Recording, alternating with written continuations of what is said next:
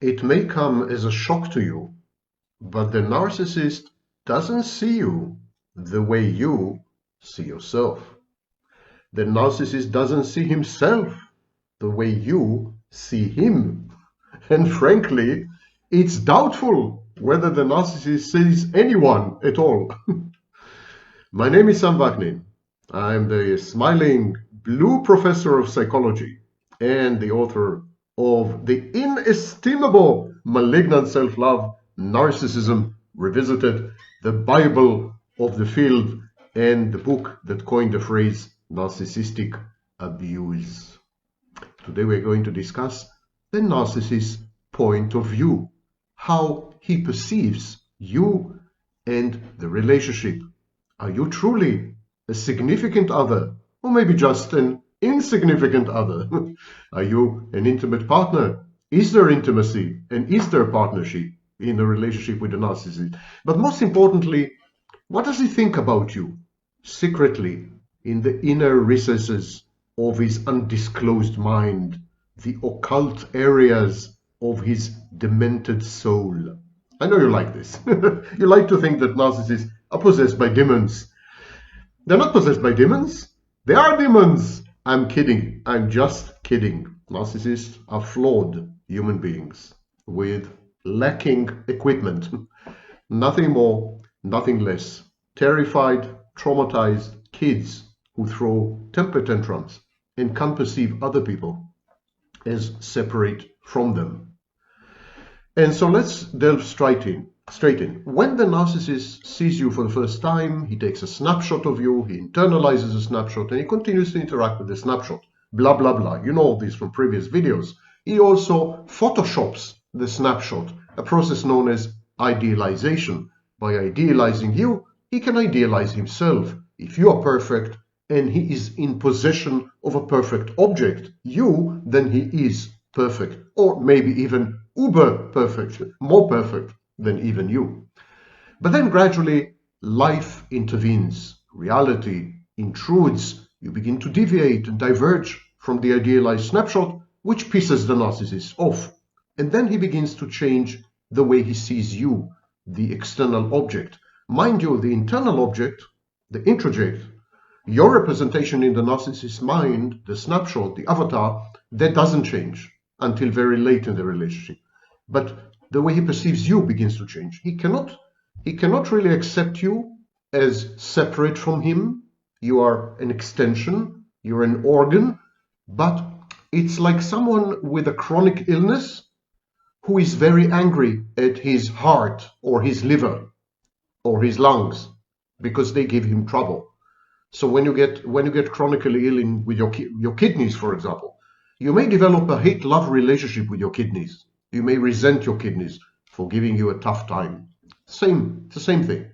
That's how the narcissist sees you.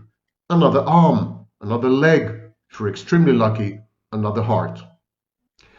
The narcissist, first of all, is likely to convince himself that he had judged you correctly when you have met. He needs to preserve his grandiosity. The narcissist never makes mistakes. The narcissist is never wrong. The narcissist is infallible. It's inconceivable that he has misjudged you, for example. So he tells himself, I judged her correctly and appropriately when I met her. My perception of her was right. My judgment of people is intact. Nothing's wrong with me.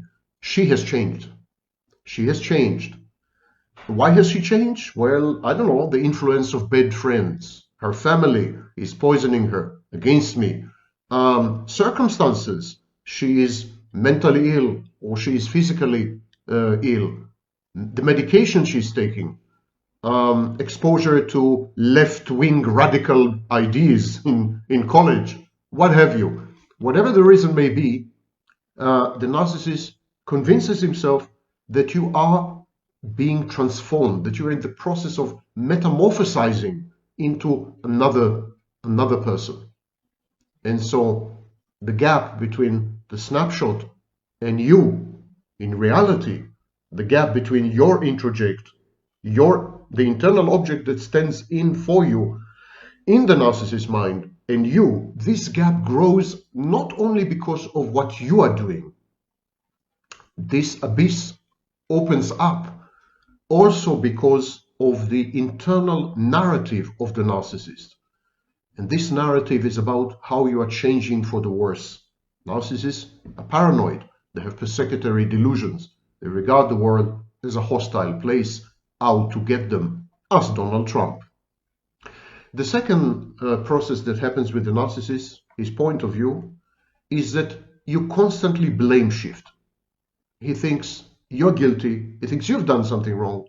He thinks he is immaculate and innocuous and innocent. You keep blaming him for things. You keep assigning to him responsibility and guilt and accountability. And he resents this. He thinks you're manipulating him. He thinks you're playing with his mind. He thinks that's a power play and a mind game that you have embarked on. He is bewildered.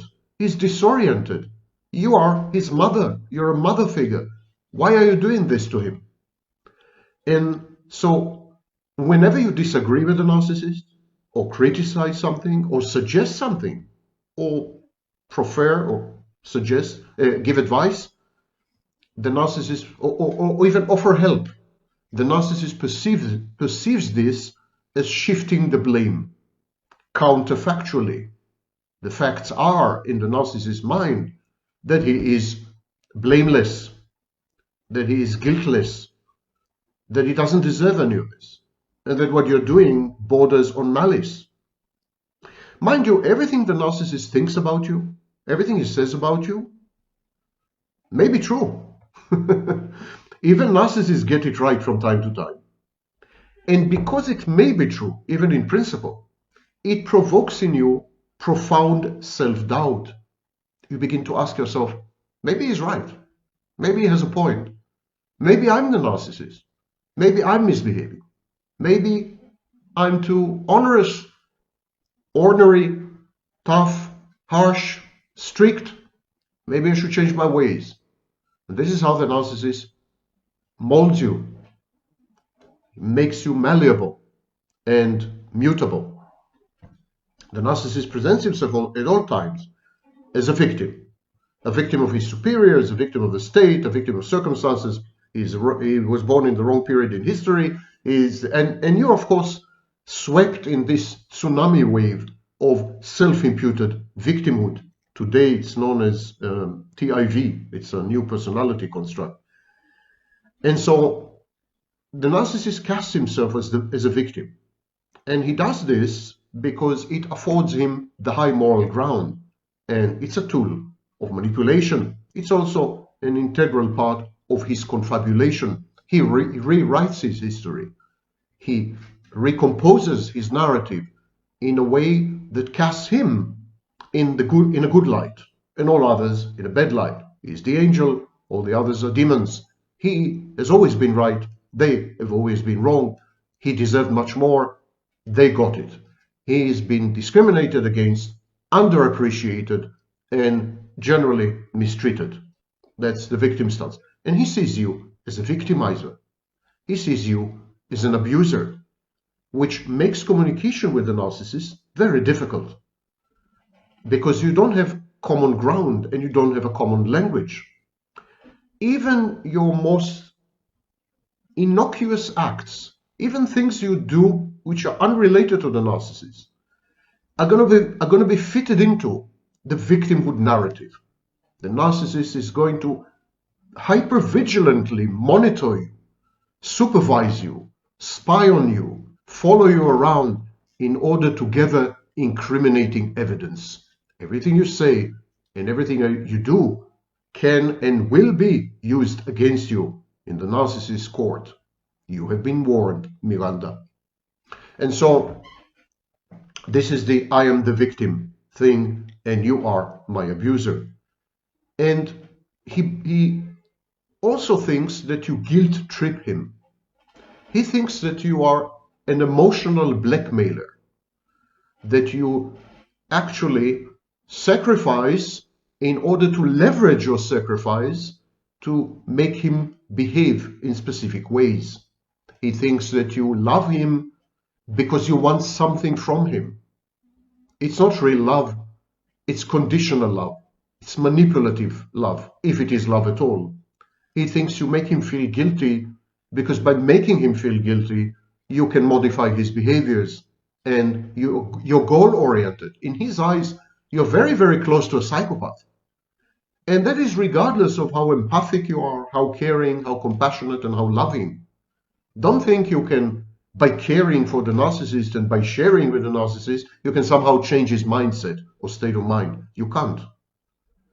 Because it's not about you.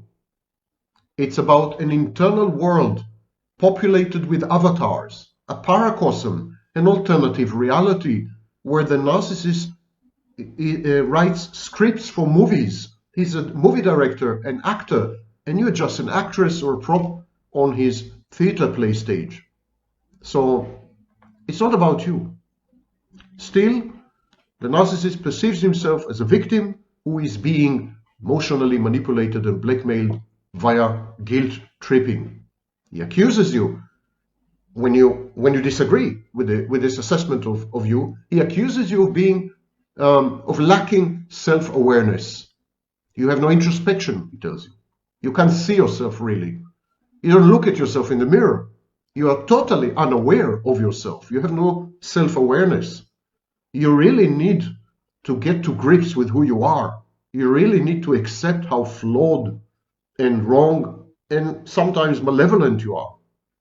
He's trying to convince you that there's in you a grain of evil. Minnie, all those of you who miss her, here she is, always by my side and on my lips. So he tells you you're not self-aware. He also accuses you of being self-destructive, of being hateful. You want to drag me down with you, he tells you. Your habits are self-defeating. I'm not going to succumb to this. I'm soaring into the stratosphere. I'm bigger than this. I'm cosmically significant. I am divine. I'm godlike. You're not going to drag me to the level of a common human. In extreme cases, the narcissist may deny you sex and become celibate, because by denying you sex, he transcends the foibles and the weaknesses of the human species. He becomes Übermensch. He becomes a Superman. So it's important for him to sustain his grandiosity by casting you not only as an abuser, but as a toxic influence. Someone who creates an ambience, an environment that reduces the narcissist to the lowest common denominator. Narcissist is not human, is the next stage in evolution. And you're trying to transform him or transmute him or transubstantiate him back into human. You're trying to devolve him, not evolve him. And he is not going to let you. He's not going to let you contaminate him and infect him with your low-grade humanity. The fact that you can't appreciate the narcissist's amazing exceptionalism, the fact that you underestimate his rarity, his sui generis, the fact that you can't absorb or worship him as the God that he is, that just proves that you are disloyal. You're disloyal. There is this cult, there's this narrative that you belong to, and you're betraying it. There's a sense of betrayal, a bit traumatic. The narcissist has been betrayed as a child by his mother, and here comes a replay, a reenactment of his early childhood betrayal. Actually, he pushes you to betray him, and then when you look for alternatives, he blames you for it. You're out to get me, he tells you. You're just after my money. You lie to me, you deceive me, and you cheat on me with others. You entrapped me. I could have been much further in my career, in my life. I could have been much more accomplished, but because of you, I'm stuck here. Because of you, I can't self-actualize and realize my potential. You're a bad influence of me. You're a trap